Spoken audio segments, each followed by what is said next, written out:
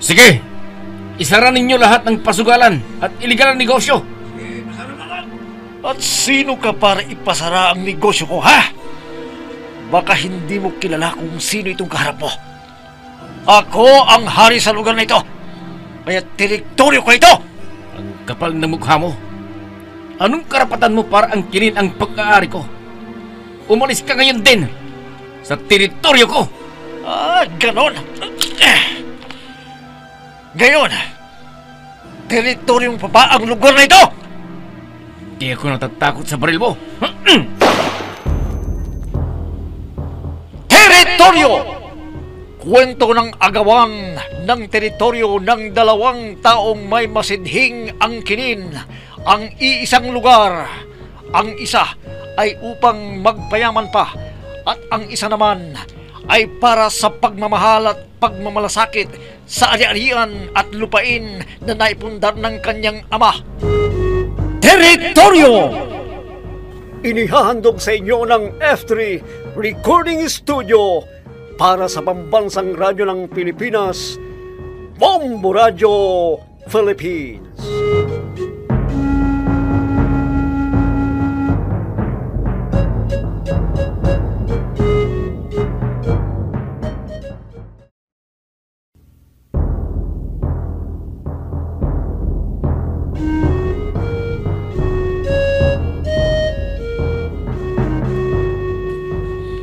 At ngayon mga kaibigan, narito ang pagpapatuloy ng ating dulang pinamagatang Teritoryo!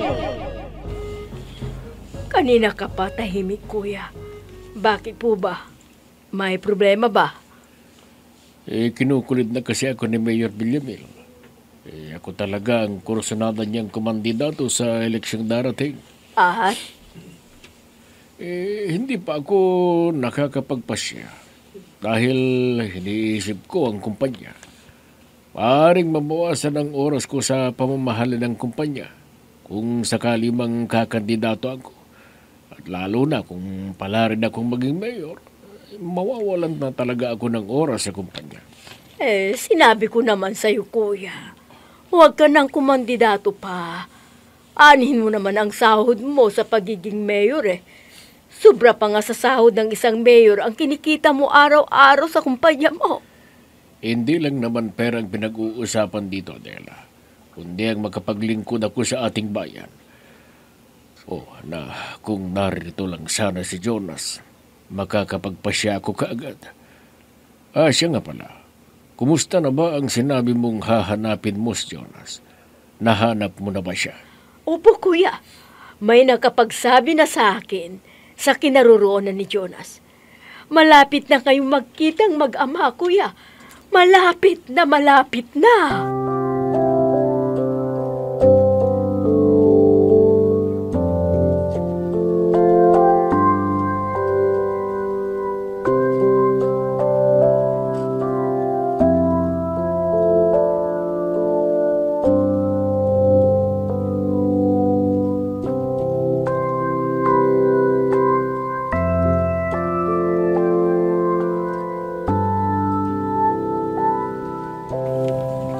Alam mo, naikwento ni inay sa akin ang nangyari sa malaking bahay.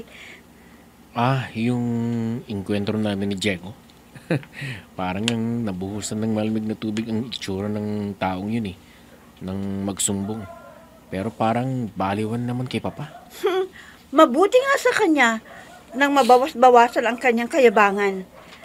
Siya nga pala, magre-retire na ang supervisor ng isa sa mga negosyo ng kumpanya. At may usap-usapan, ikaw ang posibleng papalit sa supervisor na yun. Ngayon kung magre-retire na, anong pakialam ko? Hindi ba? Minsan nabanggit mo na sa akin, ang magsisimula ka sa mababang posisyon muna bago maging presidente ng kumpanya. Tamang-tama. Magsusupervisor ka muna at dahan-dahan kang aakyat papunta sa presidency ng kumpanya. Next, at hindi magtatagal maging CEO ng Monteclaro Company ka na. At alam mo ba kung anong sinabi ni inay sa akin tungkol sa inyong dalawa ni Tito Ignacio? Ano? Magkikita na raw kayong dalawa. Ha?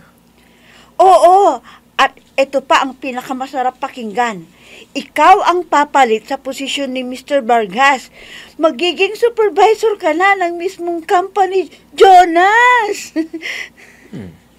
At pag supervisor na ako, ang susunod niyan ay pagharap namin ni Sheila sa altar. Ha? Pag naging supervisor ako, pakakasalan ko na si Sheila at bubuo na kami ng sarili naming pamilya. Teka. Papayag naman kaya yon?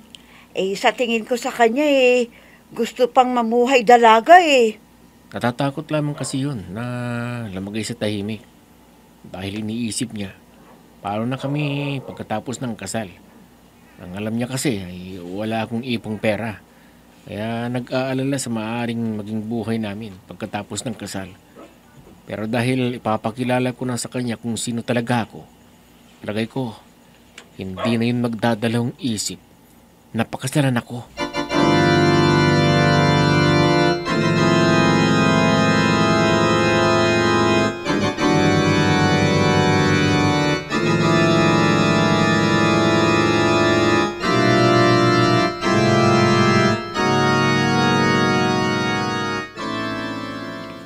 Bakit ka pa nagpapadalawang isip, Papa?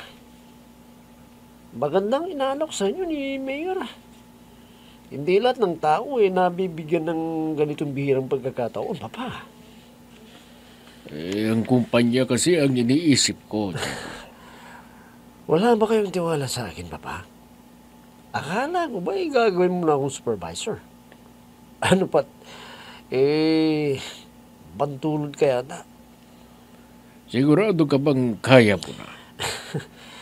Kayang-kaya ko, Papa.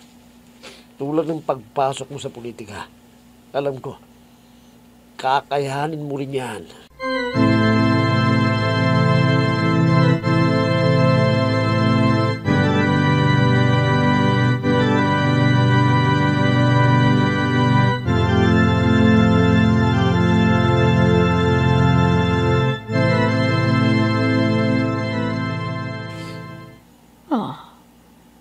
Sa mga pananalita ni Kuya Ignacio kanina malinaw na napatawad na nito ang anak at handa na nitong tanggaping muli si Jonas.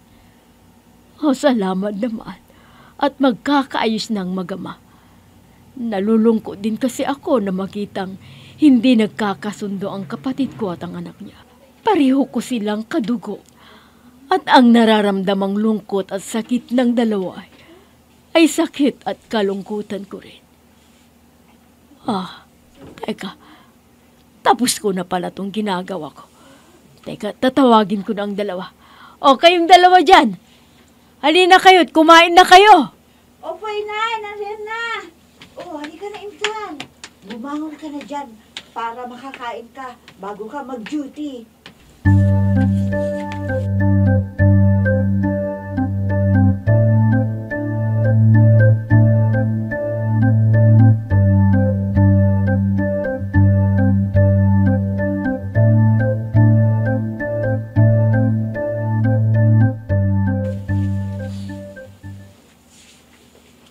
Ang sarap mo talagang magluto, tita.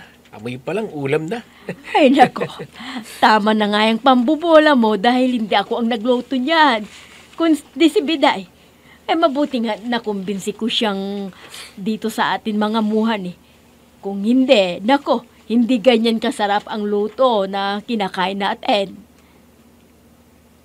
At teka, may nabanggit na ba si Marby sa'yo tungkol sa papa mo? Opo, tita. Kaya nga po ako excited kasi dalawang bagay ang magaganap sa taong ito sa buhay ko. Parang alam ko na yung isa. Yung isa ay hindi ko pa alam. Kayo na ho ang nagsabi na pauuwin na ako ni Papa sa bahay at gagawing supervisor ng kanyang kumpanya. At ang isa naman ay sa oras na nagsimula na ako bilang supervisor, pakakasalan ko na agad si Sheila. Oo na. Sige na. Kumain na lamang kayo ng kumain at ako'y may gagawin pa. Tita naman, tinawag niyo kaming kumain tapos iiwanan niyo rin kaming kumakain. Kakain rin ako. Hatiran ko lamang ng pagkain ang Tito Elmer mo Nagyugutom na yun, tiyak. Sige. Sarap talaga ng ulam. Iba talaga pag ang titang nagluto, no? Hoy, hindi ang inay ang nagluto niyan, kundi si Aling Biday. Mabuting at dito dumiretso si Aling Biday nang tanggalin siya ng papamoy. Bakit nga ba tinanggal si Aling Biday ng papa? Yun nga, nang dahil sa Diego na yon, hindi ba't nabanggit ko na sa'yo yon, na pinagbintangan siya ng Diego na yon ng kung ano-ano. Ang papa mo naman naliwala. Kaya nga nagtataka nga rin ako sa papa. At tinanggap niya kaagad ang Diego na yun. Pinagtatanggol pa. Papaano naman kasi? Nagpapakitang gilas ang Diego na yon.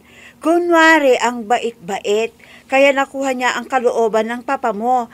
Samantalang ang totoo, may maitim itong hangarin. Ikita mo naman ang nangyayari. Pinag-aral nga niya si Diego. Inampun pa. Teka, ang cellphone ko nagri-ring. Sige, sagutin mo na. Ako na may kakain na. At nang makatulog na ako ng maaga.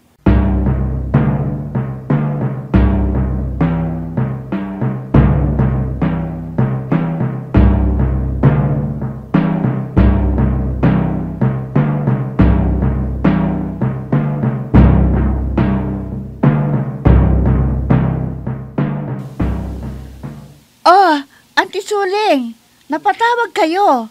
Anong atin? Ay, nariyan ba ang inay mo? Kanina ko pa siya tinatawagan sa cellphone niya, pero hindi sumasagot.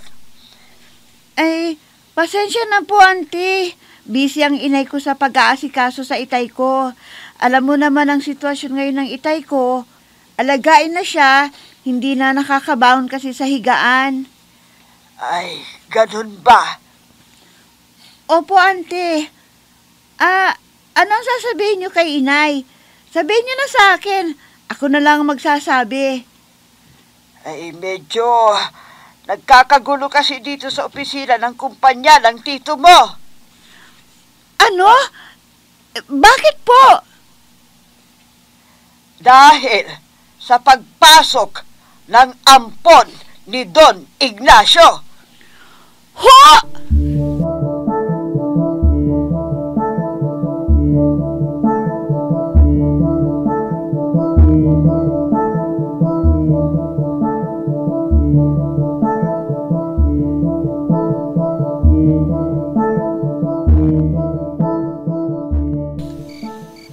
O Diego, gabing-gabi na. Bakit narito ka pa rin sa sala? Sinadya kong hintayin kayo, Papa. Bakit naman? Gusto ko kasi malaman kung anong posisyon na ibibigay niyo sa akin sa kumpanya. Hindi ka pa ba kinakausap ni Mr. Vasquez? Kinausap na niya ako, Papa, pero hindi ako kumpun sa sinabi niya. Anong ibig mong sabihin? Gusto niya kasing gawin akong encoder lang Iho, ako ang may instruction noon. Paraan ko yun para makabisado ng mga empleyado at empleyada ang mga iba't ibang items at products ng ating kumpanya. Bakit ayaw mo ba? Hindi ka naman mananatiling encoder Pag nakabisado mo na ang mga items at mga produkto natin, itataas ko rin ang posisyon mo. Pero sa ngayon, kailangan mo nang magsimula ka sa baba para matutunan mo ang marami pang bagay sa ating kumpanya. Boring mo yun kasi, Papa Walang challenge yun, kaya ayaw ko. Pero yun ang available na bakanting posisyon ngayon. Hindi totoo yun, Papa. Dahil dinig kong usapan ninyo sa pisina. Magre-retino raw si Mr. Vargas. Kaya mababakante ang posisyon na iiwan niya. Iyon ang gusto kong posisyon na ibigay mo sa akin, Papa.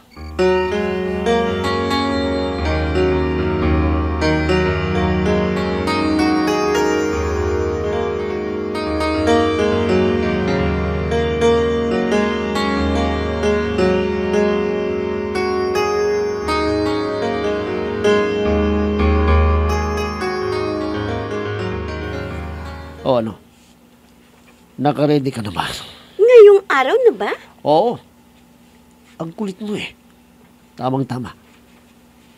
Maagang uuwi si Don Ignacio ngayong araw dahil wala siyang lakad. Nakakondisyon ang kanyang katawan. Suwabing-suwabe sa romansa. Pero, paano kung... Wala nang pero. Mahalaga ang bawat oras. Kailangan kumilos na tayo bago tayo maisanulit ng Diyon na yun. Kailangan maunahan natin siya. Natatakot ako. Nag-aalala ako. Pagka pumalpak ka, di palpak rin ang plano ko kay Don Ignacio. Biruin mo, ako ang magiging reyna ng bahay nito. Sakali mang magtagumpay ako. Magiging reyna ka nga ng bahay na yun. Pero hawak mo naman sa leeg si Don Ignacio. Punta lang kung magiging hari sa bagay na yan. Malaya mong magagawa ang kahit na nung ibigin mo. Dagdag pa dyan laki ng perang mapapasakamay mo. Mapapakasamay natin araw-araw. O sige na. At ngayong araw na rin ako. O sige na. Ngayon ako ipapakilala ni Tandang Ignacio bilang supervisor. Eh, paano kung pumalpak? Hindi lang ang plano mo ang papalpak, pati ang plano ko kay Don Ignacio. Basta sundin mo na lang yung inuutos ko sa'yo. Magtatagumpay tayo. Ano na ulit ang gagawin ko? Una, puntahan mo yung gwardiya. Kumpirmahin mo kung siya nga si Jun. Nahilaw lang nobya mo. Ano? Ang bagong gwardya ay si Jun? Oo. Hindi ba't itiniks ko na sa'yo na posibleng si Jun ang ilaw mong nobyo ay yung bagong gwardya. Paano nangyari yun? Baka nagkakamali ka lamang. Hindi pwedeng maging gwardya si Jun. Dahil tapos yun ng kolehiyo. At magandang trabaho doon sa Maynila. Iniwanan lamang niya dahil sa akin. Hindi ba't ipinaliwanag ko na sa'yo sa text ang hinala ko? Babaeng talaga ito, ang liit-liit ng utak. Kaya pumintindi. Hindi ba't pinag-usapan na natin ito? Kaya akong matinig sa'yo eh. Sundin mo na lang yung sinasabi ko sa'yo nang wala nang marami pang tanong. Dahil higit ka pang magugulat sa mga susunod na mangyayari. Eh makinig ka sa sasabihin ko para tayo magtagumpay.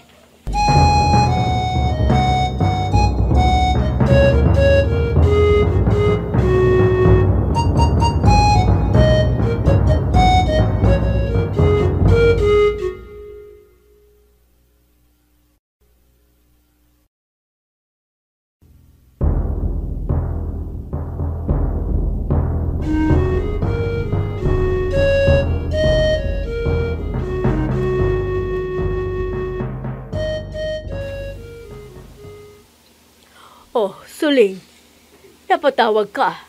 Hindi ko kasi makontak si Sir Ignacio. Kaya kayo ang naisipan kong tawagan. Bakit kasi? May problema ba dyan sa opisina ng kumpanya? Anong problema? Gusto ko lang kasing tanungin si Don Ignacio kung bakit niya pinagtatanggal ang mga ibang empleyado. Ano? Teka, wala namang nababanggit sa akin si Kuya Ignacio tungkol sa pagtatanggal ng mga empleyado. Baka hindi lamang ho sinasabi sa inyo, Aling Adela. Ito nga po't nagkakagulo na kami dito. Alam mo, Suling, kilala ko ang Kuya Ignacio ko. Hindi yun gagawa basta-basta nang hindi sinasangguni sa akin. Kung ganon, bakit nagsisialisan ang mga empleyado at sinasabing pinapatanggal na sila ng bagong empleyado? Bagong empleyado? Bagong empleyado lamang ang nagpapatanggal sa mga dating mga empleyado? At kailan nagkaroon ng karapatan at kapangyarihan ang isang bago lamang empleyado na papagtanggalin ang mga datihan na empleyado? Teka nga muna, sino ba yung tinutukoy mong bagong empleyado? Walang iba, si Diego na inampon ni Don Ignacio at kapapasok lamang nung isang araw. Ano? Si Diego? Bakit? Anong pakialam ng Diego na yan sa pamamahala ng kumpanya? Ay, ewan ko nga ba. At sino ang Diego na yon? Para panghimasukan ang pagtatangga ng mga empleyado. Sino siya?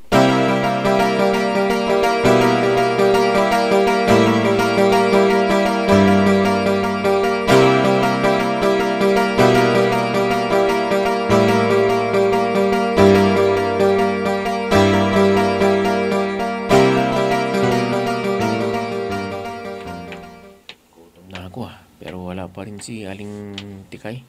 Ano kayang ginagawa ng babaeng yun? Oh, may naglalakad patungo dito. Si Aling Tikay na kaya yan?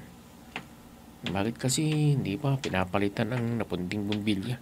Hindi ko tuloy makita kung sino tong paparating. Aling Tikay! Ikaw na ba yan? Ikaw ba yung bagong gwardya? Boses ni Sheila yan ah. Ikaw ba yung... John! Sheila? Anong ginagawa mo dito sa guardhouse na ito? At bakit nakasuot ka ng uniforme ng isang gwardya? Ha? Ikaw nga! Anong kalukuhan itong ginagawa mo? Anong palabas ito, ha? Ano? Sheila, hayaan mo akong magpaliwanag. Ano pang ipapaliwanag ang isasabihin mo sa akin? Maliwanag na niloloko mo lamang ko. Manloloko ka! Sheila! Sandali lang! Sheila!